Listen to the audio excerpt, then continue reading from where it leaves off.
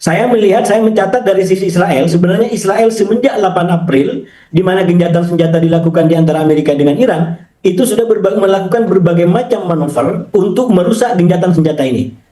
Halo kaum intelektual sekalian. Wah, gila, gila, gila, gila.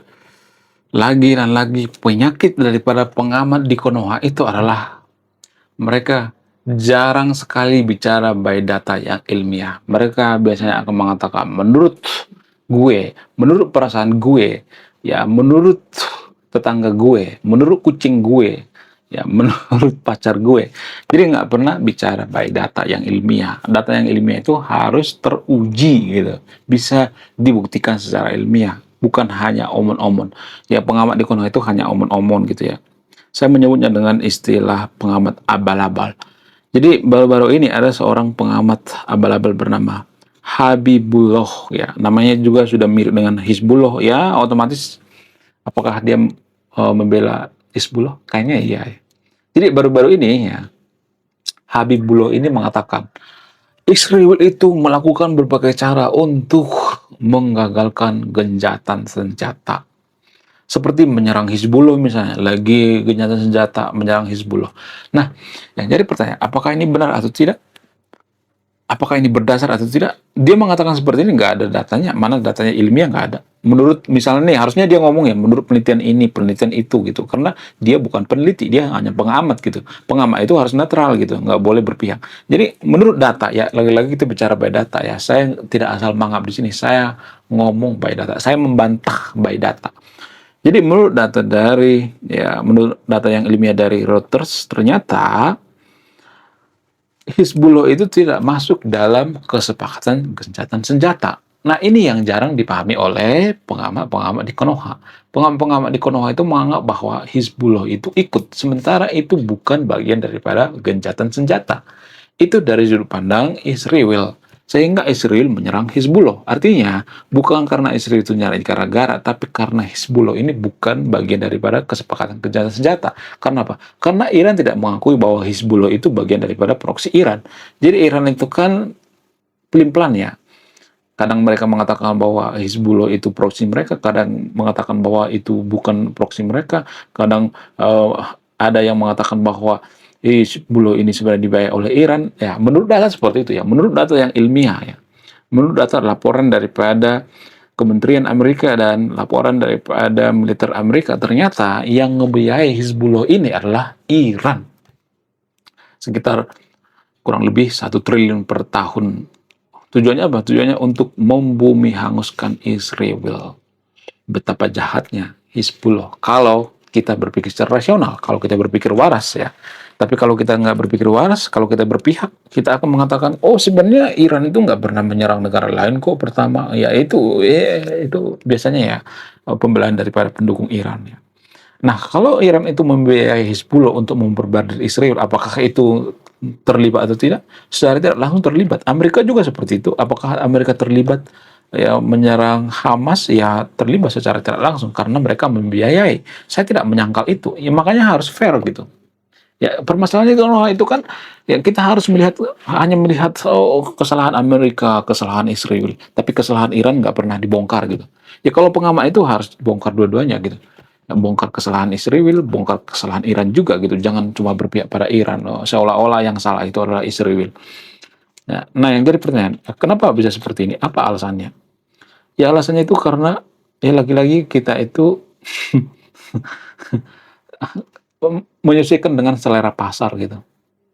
Ya, ini sudah lama saya pelajari guys ya. Dulu waktu saya bikin YouTube itu, saya bikin YouTube tidak sesuai dengan selera pasar. Ya, saya nulis buku juga tidak sesuai dengan selera pasar. Nggak bakal laku. Harus sesuai dengan selera pasar. Harus menyesuaikan dengan selera pasar. Itu yang paling susah sebenarnya. Nah, yang jadi pertanyaan, apakah pengamat itu sengaja atau tidak? Ya, mereka sengaja. Kayaknya ya di briefing ya, di belakang layar mereka di briefing ya. Nanti kamu ngomong seperti ini ya. Media-media di Konoha kan rata-rata seperti itu ya. Mereka di briefing dulu gitu ya. Ya, nanti kamu ngomong gini ya, tergantung bayaran, siapa yang bayar gitu ya. Makanya dibutuhkan seorang kaum intelektual, ya kita-kita gitu ya, yang berpikir independen ya, nggak bisa langsung percaya gitu ya. Lalu solusinya apa ya? Seperti yang saya katakan di video-video saya sebelumnya, ya kita harus skeptis gitu.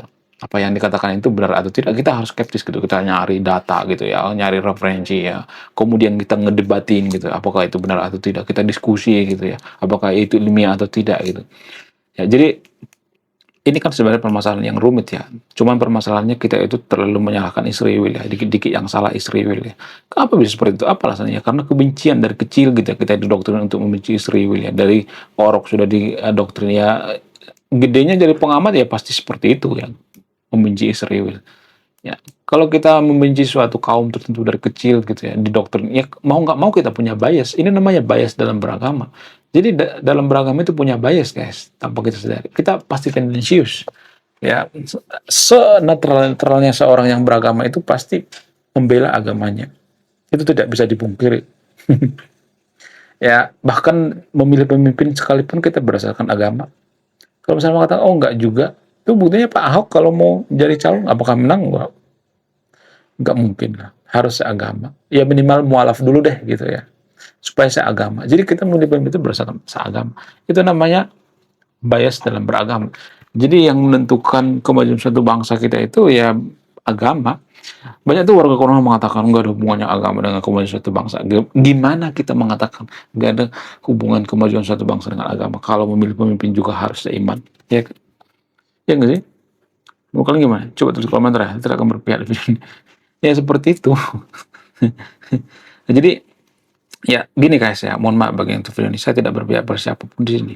Ya, kita tuh sebagai kaum intelektual tuh jangan mudah percaya dengan seorang pengamat bernama Hasibullah. Ya, saya nggak tahu background daripada Hasibullah, ya, apakah dia seorang dosen, apakah dia seorang wartawan, saya nggak tahu ya. Profilnya nggak jelas gitu ya. Apakah dia dulu narapidana, kita nggak tahu kan. Harusnya jelas dong ya. Misalnya ya dosen gitu, dosen HI, biasanya dosen HI, walaupun dosen HI di Konoha itu nggak semuanya, tapi di sekolah Meron ya, pemuka agama, bukan pemuka agama, pengamat di Konoha itu sebenarnya ya mereka itu asal cuap-cuap gitu ya, mereka tidak pernah rasional ya, mereka biasanya akan berpihak pada Israel, berpihak pada Iran gitu ya, yang salah itu Israel, yang salah itu Amerika, pokoknya yang salah itu semuanya salah Amerika. Padahal menurut data ya, lagi-lagi itu bicara by data, menurut data dari PBB, donatur terbesar di Palestina itu adalah Amerika dan UAE atau Uni Emirat Arab. Itu menurut data guys ya. Saya tidak ngarang-ngarang gitu. Data dari yang ilmiah, bukan saya asal cuap-cuap gitu ya. Jadi gini guys ya, kita tidak bisa melihat suatu negara itu salah terus gitu ya, seperti yang diucapkan oleh seorang pengamat abal-abal dari Konoha, yaitu Pak Hasibullah gitu ya. Mirip banget ya namanya dengan Hizbullah. Kayaknya dia orang Lebanon ya. Mirip banget ya namanya Hasibullah dengan Hizbullah. Ya, namanya juga sudah ini banget ya, Hizbullah banget. Ya pasti dia membela Hizbullah dong ya.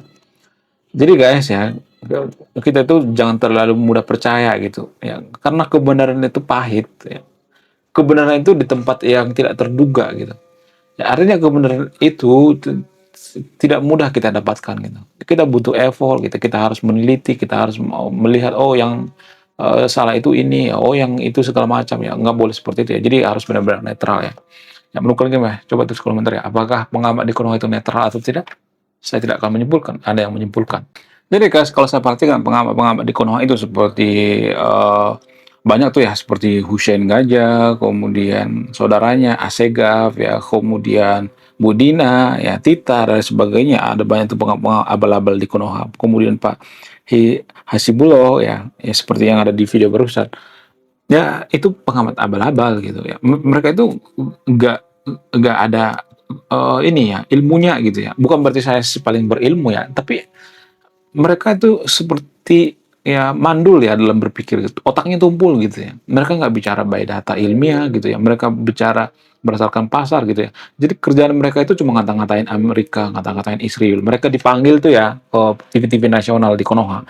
Ya kerjaan mereka itu cuma dua gitu ya, ngata-ngatain Amerika dan ngata-ngatain Israel. Selesai, nggak ada ilmu yang kita dapatkan gitu.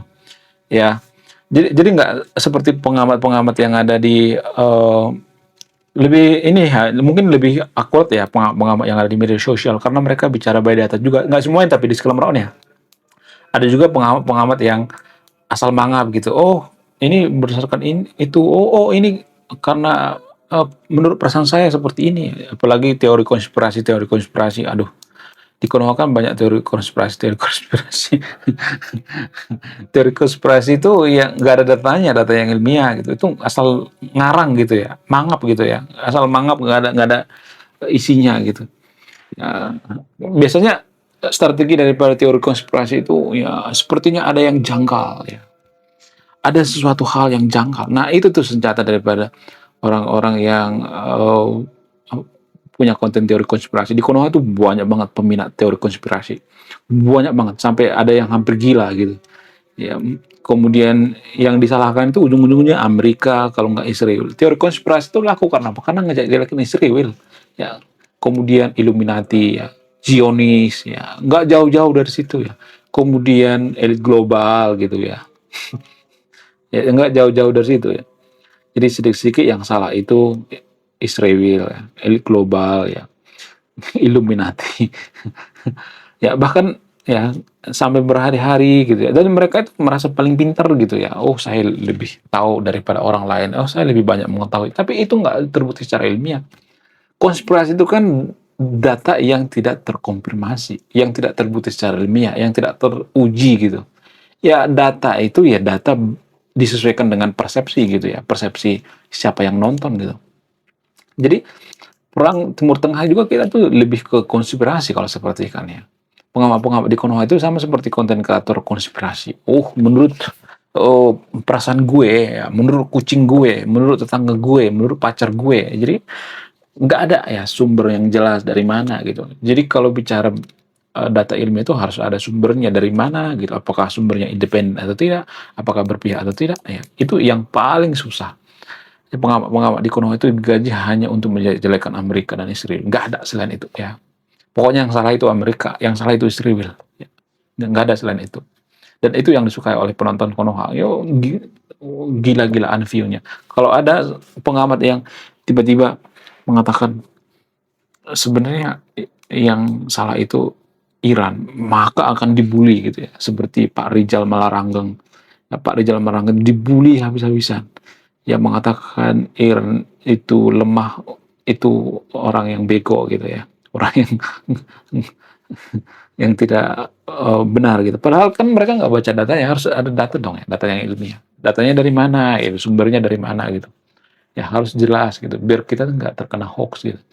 Menurut kalian gimana? Coba tulis komentar ya. Saya tidak akan berpihak di video ini. Anda yang memutuskan. Saya bukan saya paling pintar. Saya tidak mengatakan saya yang paling cerdas dengan pengamat itu. Tapi saya mengkritisi by data. Ini loh datanya. Data yang ilmiah gitu. Jadi kalau mau bantah pakai data yang lain gitu. Jangan sedikit-sedikit sok tahu lu ya. Emang lu lebih hebat daripada pengamat itu. Ya, emang lu udah gimana? Oh, orang lu udah lebih jago dari mereka. Enggak. Ya, jangan seperti itu guys ya. Itu pemikiran yang sangat feodal ya. Wah, gila, luar biasa. Akhirnya buku kedua dan ketiga gua rilis juga. Buku kedua gua ini judulnya Budi Tanpa Pekerti. Dari judulnya sudah menarik. Dan kisah daripada buku ini sangat-sangat dilematis sekali. Di mana karakter dalam buku ini bercerita ada dua pilihan yang sangat sulit. Yang pertama, ketika seorang tokoh dalam buku ini tidak bawa-bawa agama saat kampanye, maka dia bisa dipastikan kalah. Tapi ketika bawa-bawa agama dalam kampanye, ketika dia bawa-bawa kalimat insya Allah, maka dia bisa dipastikan menang. Nah, yang jadi pertanyaan, kalau Anda di posisi karakter dalam buku ini, mana yang Anda pilih? Ini temanya sangat cocok dengan tema channel ini, bahas tentang agama. Kemudian tidak hanya ini juga menarik guys ya, Tanah Luka. Dari judulnya juga udah kelihatan ya, ini cerita penuh dengan luka. Di mana kisah dalam buku ini ada seorang kiai yang sangat-sangat dilematis. Dia bingung memilih antara menyelamatkan hutan atau menyelamatkan 1000 anak yatim. Jadi kalau Anda di posisi buku ini, mana yang Anda pilih? Nah, yang menarik dari kedua buku ini adalah menggunakan sudut pandang sastra Nobel. Kapan lagi ya kan baca buku yang setara dengan buku Nobel. Wow, luar biasa. Silahkan di check out sekarang juga. Kalau nggak di check out juga nggak apa-apa. Karena Saya nulis buku itu bukan nyari duit sebenarnya. Ya, karena saya pengen berkontribusi terhadap kemajuan bangsa kita. Itu tujuan saya nulis buku ya. Jangan lupa, link pembeliannya ada di pin komentar video ini. Oke guys, sekian video ini. Saya Kaum Intelektual, salam rasional.